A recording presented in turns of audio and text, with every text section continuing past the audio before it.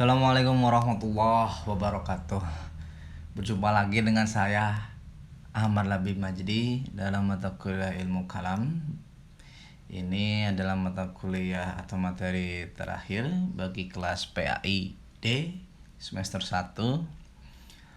Untuk hari ini atau untuk kesempatan kali ini kita akan membahas pemikiran teologi Islam di Indonesia. Sejatinya memang pemikiran teologi Islam di Indonesia tidak bisa dibatasi dengan beberapa orang saja, karena memang tidak sedikit pemikir-pemikir atau cendekiawan-cendekiawan maupun sarjana-sarjana muslim di Indonesia yang membidangi atau mendalami kajian tentang ilmu kalam atau teologi. Namun setidaknya sebagaimana yang saya ajukan di RPKPS, kita akan membahas setidaknya 3 nama saja. Yang pertama adalah Harun Nasution. Harun Nasution ini adalah salah seorang dosen, guru besar, sarjana muslim Indonesia yang lahir pada 23 September 1919 di Sumatera.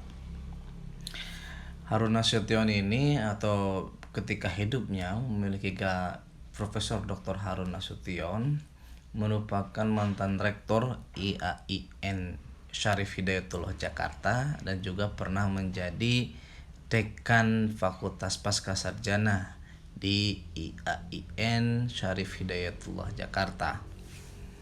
Jadi beliau juga ini atau Harun Nasution ini juga merupakan sarjana muslim Indonesia pertama yang lulus dari McGill University.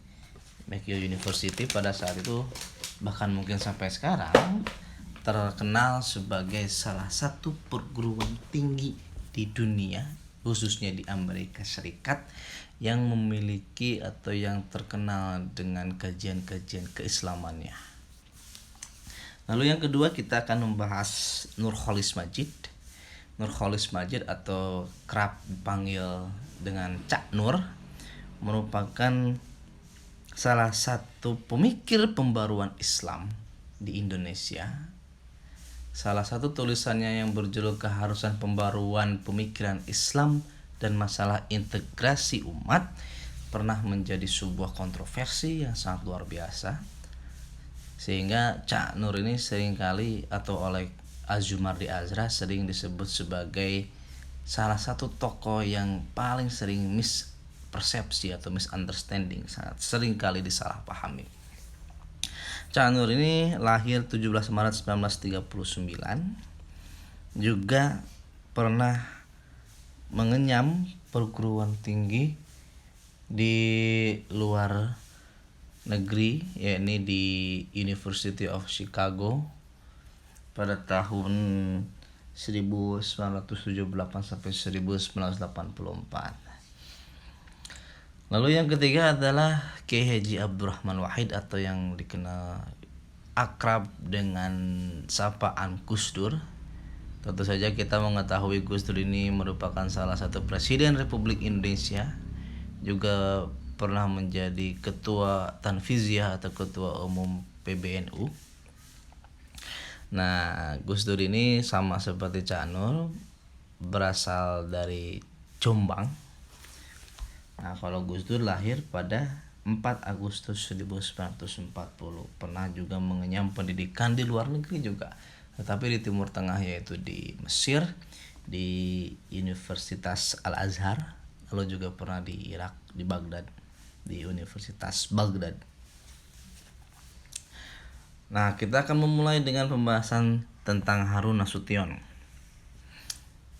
Harun Nasution setidaknya memiliki pemikiran pokok tentang kalam teologi Islam. Itu ada 3 pemikiran. Yang pertama ada peranan akal, lalu ada pembaruan teologi dan hubungan akal dan wahyu. Nah, bagi Harun Nasution, peranan akal itu merupakan peranan yang katakanlah merupakan besar kecil peranan akal dalam sistem teologi suatu aliran sangat menentukan dinamis atau tidak pemahaman seorang tentang ajaran Islam. Maka kita bisa mengatakan bahwa teologi atau aliran-aliran ilmu kalam atau aliran-aliran teologi yang pernah berkembang dan mungkin ada sampai saat ini bisa dilihat dari corak berpikirnya melalui peranan atau penggunaan akalnya. Makanya kita telah belajar misalnya mulai dari Khawarij, Murji'ah, Syiah, lalu Mu'tazilah, Asy'ariyah, Maturidiyah. Kita bisa menilai gitu, mana firqah-firqah atau aliran-aliran yang memerankan secara besar akalnya dan mana yang sedikit memerankan akalnya. Nah, sebesar sedikit peranan akal ini menurut Harun Nasution kemudian akan menghasilkan sebuah pemikiran. Kalau dengan besar akal atau dengan banyak menggunakan peranan akal, maka pemikiran sebuah kelompok akan menjadi dinamis. Sementara yang sedikit penggunaan nalar kritis atau daya akliyahnya itu akan menghasilkan sebuah pemahaman yang katakanlah sempit tentang ajaran Islam. Karena itu Harun Nasution dengan berani, dengan tegas mengatakan bahwa akal itu melambangkan kekuatan manusia. Selama hidupnya Harun Nasution ini memang dikenal sebagai sosok yang mempromosikan apa yang disebut dengan Islam sebagai agama rasional dan dinamis. Selain itu, bagi Harun Nasution, akal mempunyai kedudukan tinggi dan banyak digunakan dalam perkembangan ajaran keagamaan. Kita mungkin bisa membuktikan dalam sejarah peradaban Islam bagaimana misalnya pada masa dinasti Abbasiyah atau pada dinasti sebelumnya, penggunaan akal daya nalar kritis itu benar-benar dimanfaatkan oleh ulama-ulama sebagai sebuah bentuk penghambaan. Makanya kemudian muncul mazhab-mazhab fikih yang 4. Ada muncul firqah-firqah. Bagaimana sudah kita singgung sebelumnya bahwa kemunculan firqah-firqah ilmu kalam itu sebetulnya didorong oleh upaya dan usaha untuk membentengi teologi atau akidah Islam dari pengaruh-pengaruh luar. Nah, dari situlah kita bisa melihat peranan akal atau kedudukan akal itu sangat tinggi dan digunakan oleh banyak ulama.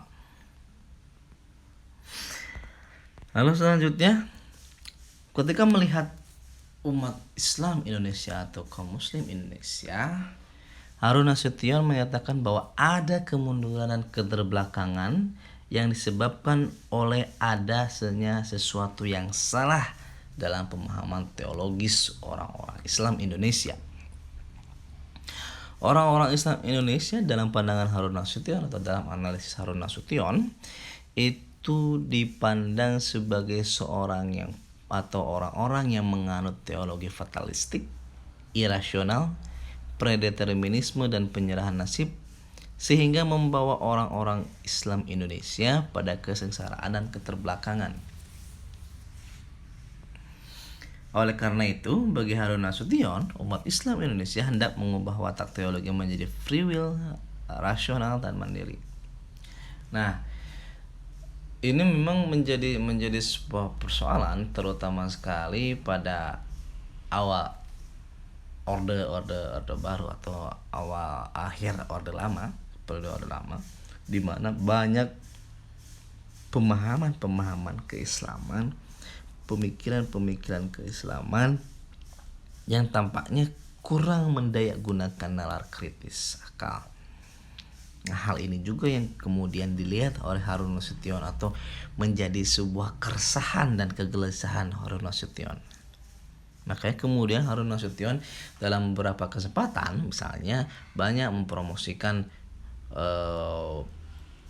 Mu'tazilah dalam artian bukan usul khamsahnya, bukan pemahamannya yang 5, bukan doktrin utamanya yang 5, tetapi bagaimana kita sebagai muslim khususnya di Indonesia mampu mencontoh Mu'tazilah dengan cara mendayak gunakan nalar kritis kita sebagai sebuah wasilah atau sebagai sebuah perantaraan penghambaan kita. Karena mau tidak mau, akal atau potensi akal merupakan salah satu anugerah yang diberikan oleh Tuhan Allah Subhanahu wa taala. Nah, oleh karena itu bagi Harun Nasution gitu, hubungan akal dan wahyu walaupun menimbulkan pertanyaan, tetapi sejatinya keduanya tidak akan pernah bertentangan. Bagaimana maksudnya? Jadi Harun Nasution sebagaimana tadi telah kita singgung memandang bahwa akal itu memiliki kedudukan tinggi dalam Al-Quran. Tetapi akal itu tidak pernah membatalkan wahyu. Sehingga posisi sejati akal itu tetap tunduk pada teks wahyu. Nah, akal dalam porsi yang diberikan oleh Harun Nasution hanya memberi interpretasi terhadap teks wahyu sesuai kecenderungan dan kemampuan seseorang. Nah, hal ini tentu saja berbeda dengan Mu'tazilah yang cenderung terlalu tinggi, memposisikan terlalu tinggi akal sehingga bukan lagi sejajar, tetapi justru akal itu di atas wahyu. Nah, itu Mu'tazilah. Nah, perbedaan Harun Nasution, dia tetap menganggap bahwa wahyu adalah suatu sumber ajaran Islam, sumber keagamaan yang absolut, yang mutlak. Tetapi kemudian karena teks-teks wahyu itu tidak memberikan pemahaman keislaman secara rinci dan detail, maka tugas manusia adalah memberikan interpretasi pada prinsip-prinsip umum yang diberikan teks wahyu tersebut. Nah, di sini bisa kita lihat bahwa fungsi wahyu itu setidaknya Harun Nasution ada dua, yaitu memberikan keyakinan atas kehidupan setelah mati, lalu kedua menolong akal manusia untuk mengatur masyarakat atas prinsip umum tentang moralitas yang dibawanya. Hal ini juga banyak diamini oleh beberapa sarjana bahwa sejatinya Al-Quran itu merupakan sebuah prinsip-prinsip umum yang memang komprehensif, mencakup segala persoalan hidup dan kehidupan manusia. Tetapi ketika implementasi atau aplikasinya memerlukan interpretasi akal manusia. Itu tentang Harun Nasution. Lalu selanjutnya kita akan membahas tentang Nurcholish Madjid. Nurcholish Madjid ini sebagai sebuah pengakuan merupakan salah satu sarjana muslim yang menginspirasi saya dalam hal kesarjanaan. Tulisannya yang berjudul Keharusan Pembawaan Pemikiran Islam dan Masalah Integrasi Umat telah mengubah pola pikir saya, dan memang saya kira itu tulisan yang sangat-sangat tepat sasaran pada masa itu. Oke, Nurcholish Madjid atau Cak Nur. Periodisasi pemikiran secara periodikal. Nurcholish Madjid ini setidaknya periode pemikirannya bisa terbagi menjadi 3. Yang pertama periode pemikiran keislaman kerakyatan, yang kedua periode pemikiran keislaman keindonesiaan, dan yang ketiga periode pemikiran keislaman kemodernan. Jadi dari sini kita bisa lihat secara garis besar terlebih dahulu bahwa inti atau pokok dari pemikiran teologis atau pemikiran ilmu kalam atau pemikiran keagamaan Nurcholish Madjid adalah mengupayakan sebuah integrasi, interkoneksi antara Islam dan Indonesia, Islam dan modern. Makanya kemudian beberapa sarjana melihat posisi pemikiran dari Cak Nur ini berbeda-beda. Ada yang menyebutkan sebagai neotradisionalisme. Jadi Cak Nur itu sebagai seorang neotradisionalis. Neotradisionalisme ini dipahami sebagai gerakan atau pemikiran sosial politik yang cenderung bersikap apologetik, anti-intelektualisme, dan reaktif terhadap modernisme serta anti barat. Lalu ada yang menyebutnya Cak Nur sebagai seorang modernisme sekuler. Kalau modernisme sekuler adalah suatu gerakan pembaruan atau pemikiran yang ingin merekonstruksi spiritualitas dan moralitas Islam dengan cara lebih membuka diri terhadap Barat. Nah, dalam analisis saya, neotradisionalisme, modernisme sekuler ini tidak tepat untuk disematkan kepada Cak Nur. Karena harus diakui pertama, di satu sisi Cak Nur memang sangat-sangat memahami luar biasa hazanah intelektual Islam klasik. Tentu saja sebagai seorang lulusan pondok pesantren, sebagai juga lulusan dari IAIN Syarif Hidayatullah, sebagai lulusan dari perguruan tinggi keagamaan Islam, tentu saja merepresentasikan bahwa dia adalah sosok yang memahami dan bisa membaca bahasa Arab, katakanlah demikian. Nah, namun di sisi lain juga Cak Nur tidak menutup diri dengan kemajuan atau progresivitas peradaban Barat. Bahkan sebagaimana tadi telah disinggung bahwa Cak Nur sendiri ketika kuliah doktoralnya justru pergi ke Amerika Serikat, ke University of Chicago. Makanya kemudian posisi pemikiran Cak Nur berada di antara sintesis yang progresif antara tradisionalisme dan rasionalisme, antara klasik dan modern. Makanya neomodernisme itu merupakan gerakan pemikiran yang mengembangkan sikap kritis terhadap Barat maupun warisan-warisan sejarah Islam, sejarah peradaban Islam, sehingga dapat pula disebut atau dilihat sebagai sintesis progresif antara rasionalitas dan tradisional. Nah, disinilah posisi Cak Nur. Lalu apa saja pemikiran teologisnya? Setidaknya memang membahas Cak Nur ini memang agak luas sebetulnya sejatinya, tapi setidaknya kita bisa membagi-bagi ke dalam beberapa hal. Yang pertama, integrasi keislaman kemodernan.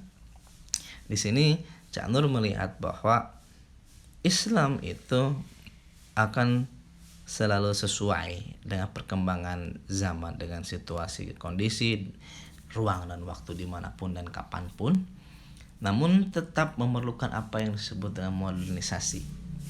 Nah, modernisasi di sini tidak dipahami sebagai westernisasi, tidak dipahami sebagai sebuah upaya pembaratan, tetapi justru merupakan rasionalisasi.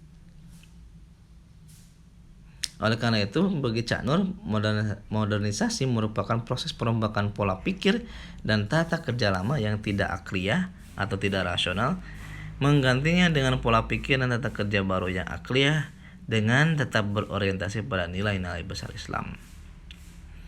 Bahkan bagi Cak Nur, modernisasi atau kemodernan merupakan suatu keniscayaan dan juga kelanjutan wajar dan logis perkembangan kehidupan manusia.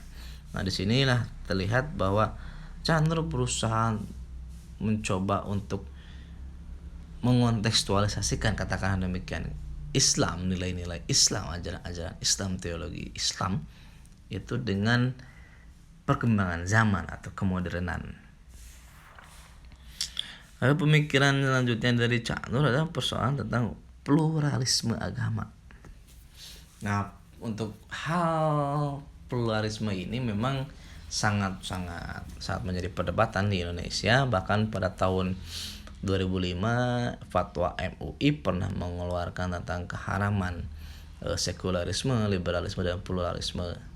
Tapi saya kira itu merupakan sebuah kecerobohan, sebuah kesalahpahaman, ketidaktepatan, terutama sekali mungkin ketika berusaha untuk menafsirkan atau memahami atau mendefinisikan istilah pluralisme.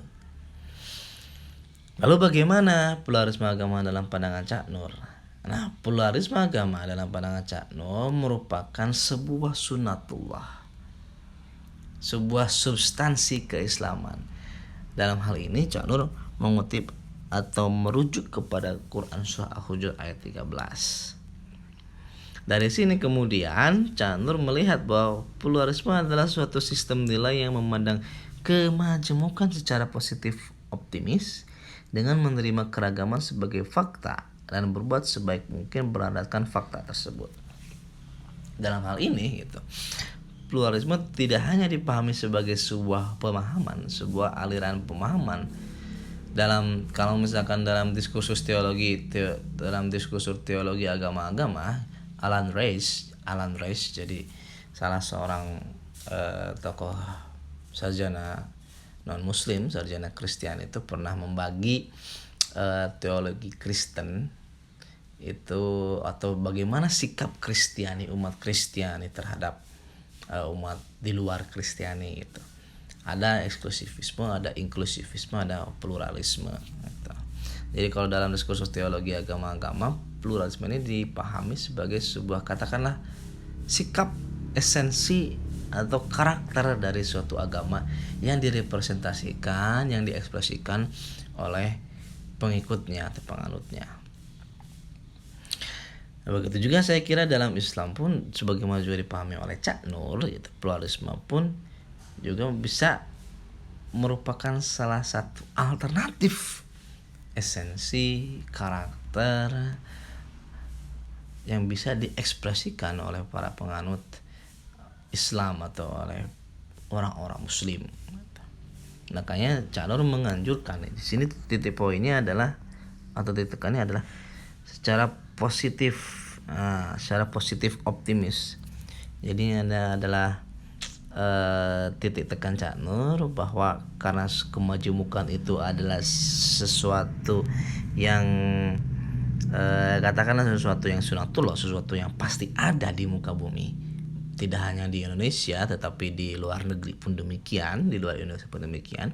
Maka keragaman tersebut, kemajemukan tersebut harus dipandang dan dihadapi dengan optimis serta positif. Gitu.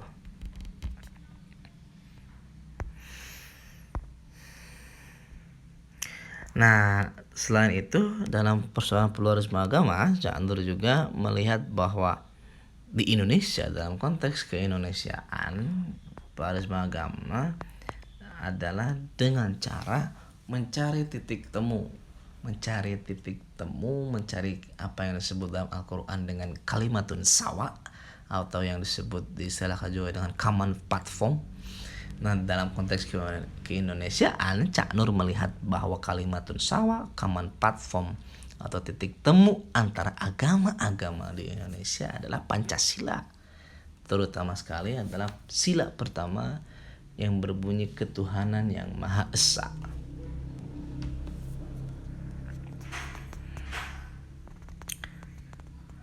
Nah, makanya kemudian di sini bisa kita lihat sama-sama bahwa integrasi keislaman dan keindonesiaan ini, dalam upaya untuk mencapai integrasi keislaman dan keindonesiaan, setidaknya ada dua hal yang harus dijalankan. Yang pertama, bagi Cak Nur, seorang harus menyadari dimensi ruang dan waktu atau mengerti dan memahami dimensi universalitas ajaran Islam. Lalu setelah memahami bahwa ajaran Islam itu bersifat universal, maka harus dilanjutkan, diiringi oleh perhatian, oleh pemahaman fakta bahwa ada realitas sosial budaya dan perkembangan sosiopolitis di Indonesia yang berbeda, yang beragam, dan tentu saja tidak sama dengan realitas sosial budaya dan sosiopolitis di negara-negara lain di mana Islam berkembang luas, di mana Islam tersebar luas dianut. Nah, oleh karena itu Cak Nur juga beberapa sarjana-sarjana yang lain, pemikir-pemikir yang lain, tokoh-tokoh yang lain menyarankan sebuah upaya agar adanya integrasi keislaman dan keindonesiaan. Makanya misalkan kita hari ini di Indonesia, tentu misal kita bisa mewakilinya atau diwakilkan oleh NU, Nahdlatul Ulama atau Muhammadiyah. Mereka punya jargon-jargon tersendiri, NU dengan Islam Nusantaranya, Muhammadiyah dengan Islam berkemajuannya. Namun dua hal ini saya kira NU dan Muhammadiyah pada prinsipnya sama-sama berusaha untuk apa yang disebut dengan mengindonesiakan Islam, atau berusaha untuk mengintegrasikan keislaman dan keindonesiaan. Lalu yang terakhir kita akan membahas tentang Abdurrahman Wahid atau Gus Dur. Nah, Gus Dur ini memang saya kira tidak berbeda jauh dengan Cak Nur dalam pola pikirnya. Meskipun tentu saja tidak plek sama gitu, tidak mesti sama gitu. Walaupun memang hidup sezaman, punya kesempatan untuk berdiskusi bersama, tetapi tentu saja ada perbedaan-perbedaan pandangan yang saya kira itu merupakan sesuatu yang positif. Makanya hari ini kita bisa melihat misalnya ada orang-orang yang disebut dengan Cak Nurian sebagai seorang murid-murid Cak Nur langsung maupun tidak langsung, juga sebagai orang-orang yang melanjutkan dan mengapresiasi pemikiran-pemikiran Cak Nur. Lalu di sisi lain ada yang disebut dengan Gus Durian. Gus Durian ini juga merupakan murid-murid dan pelanjut, katakanlah orang-orang yang mengapresiasi pikiran-pikiran Gus Dur, menyebarluaskan pikiran-pikiran Gus Dur. Nah, Cak Nurian dan Gus Durian ini, atau Cak Nur dan Gus Dur ini, saya berani mengatakan sebagai sayap kebinekaan di Indonesia. Jadi sayap kebinekaan di Indonesia yang sejati itu setidaknya itu ada Cak Nur sayap kanan dan Gus Dur sayap kiri. Bukan yang ada di baliho itu, bukan kepak sayap kebinekaan, bukan yang ada di baliho. Tapi Gus Dur dan Cak Nur ini adalah sayap kebinekaan sejati Indonesia. Tentu saja dari sudut pandang atau dari konteks orang-orang atau sarjana tokoh-tokoh muslim. Oke, kembali pada Gus Dur. Konsep pemikiran Gus Dur setidaknya ada 3 hal yang menjadi concern Gus Dur. Pertama ada pluralisme agama, yang kedua ada multikulturalisme, dan yang ketiga adalah humanisme. Kita akan berangkat dari pluralisme Gus Dur. Pluralisme Gus Dur berangkat dari akhir tahun 1980-an hingga masa 1990-an. Nah, pluralisme ini digagas oleh Gus Dur dan berakar pada 2 hal, yaitu dari pandangan teologis dan kedua dari pandangan politis. Bagi Gus Dur, meskipun pluralisme sejatinya merupakan suatu konsep yang baru dalam Islam, tadi sudah saya singgung bahwa pluralisme awalnya berangkat atau berasal dari Kristen ke Kristenan, tetapi tidak berarti Islam tidak bersifat pluralistis. Nah, ini hampir ada kesamaan dengan pandangan Cak Nur, bahwa pluralisme adalah, kalau Cak Nur bahasnya pluralisme adalah sunatullah, kalau Gus Dur menyatakan tidak berarti Islam tidak bersifat pluralistis, dalam artian Islam itu merupakan suatu ajaran atau agama wahyu yang bersifat pluralistis. Oleh karena itu karakter Islam sebagai ajaran agama wahyu, nah di sini pertama universalisme atau universalitas Islam dengan usulul khamsah, lalu yang kedua kosmopolitanisme melalui kontak-kontak peradaban. Jadi Islam sebagai ajaran dan agama wahyu di satu sisi memiliki karakter universal, di sisi lain memiliki karakter kosmopolit, dan kedua karakter ini merupakan 2 karakter yang saling berjalan berkelindan, saling melengkapi antara satu sama lain. Makanya universalitas Islam, universalisme Islam ini merupakan suatu yang oleh beberapa sarjana termasuk Gus Dur dan juga Cak Nur sebagai suatu yang penting untuk dikemukakan gitu.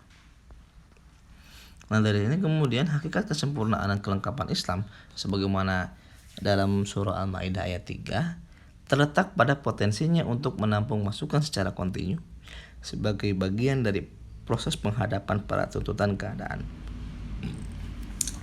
Jadi ayat Al-Maidah, surah Al-Maidah ayat 3 yang berbunyi al-yauma akmaltu lakum dinakum wa atmamtu alaikum ni'mati wa raditu lakum Islam dinan, sering dipahami secara umum, secara mapan itu sebagai sebuah pemahaman bahwa Islam itu telah sempurna. Dan kesempurnaan Islam itu sehingga bagi orang-orang yang memandang demikian tidak perlu ada masukan-masukan lain, tidak perlu ada pembaruan-pembaruan, tidak perlu ada kontekstualisasi nilai-nilai ajaran-ajaran keislaman, pemahaman-pemahaman keislaman. Karena itu misalkan sekarang wajar gitu ada pandangan demikian menyebabkan misalnya teror, radikalisme dan lain sebagainya. Walaupun saya tidak terlalu suka menggunakan istilah radikalisme sih. Nah, ini disebabkan karena adanya misunderstanding, saya kira adanya mispersepsi, adanya kesalahpahaman bahwa hakikat kesempurnaan kelengkapan Islam bukan terletak pada bahwa Islam telah sempurna sehingga tidak boleh lagi ada masukan-masukan tidak boleh ada kontak-kontak dengan peradaban yang luar, peradaban lain. Tetapi justru Islam itu merupakan karena kosmopolitannya, karena universalnya, dia bisa dan mampu untuk menampung masukan-masukannya, tentu saja dengan filter-filter, dengan saringan-saringan. Dan hal ini merupakan sebuah bagian dari proses penghadapan pada tuntutan keadaan zaman, ruang, dan waktu. Lalu kemudian Quran surah Al-Hujurat juga merupakan sesuatu yang dirujuk oleh Gus Dur gitu. Setidaknya ada beberapa poin di sini bisa dilihat sendiri. Kalau selama kebiasaan menjadi arif bijaksana, takwa, segala kesalahan personal. Lalu secara esensial atau hakikat Tuhan bersama yang berkaitan adalah konsep dan atribut tentangnya. Lalu Gus Dur juga, saya kira ini yang penting juga, seorang yang melaksanakan rukun iman Islam belum tentu menjadi sosok yang beriman dan berislam atau bertakwa tanpa mendukung etos sosial dan kemanusiaan.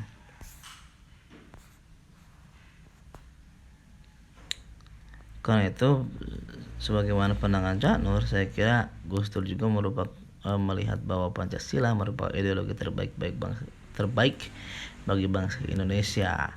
Karena itu dalam persoalan Pancasila dan keislaman, atau dan Pancasila sebagai, ya katakanlah Pancasila dan Islam gitu. Pancasila diposisikan oleh Gus Dur sebagai landasan konstitusional, sedangkan Islam sebagai landasan akdiyah, dalam bahasa saya, landasan teologis dalam hal keislaman dan keumatan. Jadi Pancasila dalam persoalan kebangsaan dan kenegaraan, sedangkan Islam itu dalam hal keislaman dan keumatan. Karena itu kemudian salah satu hal lagi yang terakhir, ada istilah pribumisasi Islam. Ini merupakan merupakan salah satu pemikiran Gus Dur yang berusaha untuk mengubah manifestasi ekspresi kehidupan Islam dan Muslim dan sesuai dengan budaya peradaban Indonesia. Saya kira itu yang bisa kita diskusikan untuk persoalan tentang pemikiran teologi atau pemikiran kalam di Indonesia. Memang sangat terbatas karena waktu yang terbatas, juga karena kesempatan yang terbatas juga. Kita baru hanya bisa mendiskusikan 3 orang nama. Mungkin dalam kesempatan lain kita bisa mendiskusikan nama-nama yang lain. Ada misalnya Ahmad Wahid Johan Effendi, ada Muhammad Omar Harjo, ada kesini-sini yang misalkan juga yang tidak kalah pentingnya mungkin Azubari Azra, ada yang lain-lainnya. Saya kira itu merupakan pemikiran-pemikiran yang brilian, yang saya kira sebelum kita memasuki pemikiran-pemikiran luar, kita pun juga harus mengimbanginya dengan pemikiran-pemikiran sarjana Muslim Indonesia. Saya kira itu, silakan dipahami, mudah-mudahan bermanfaat.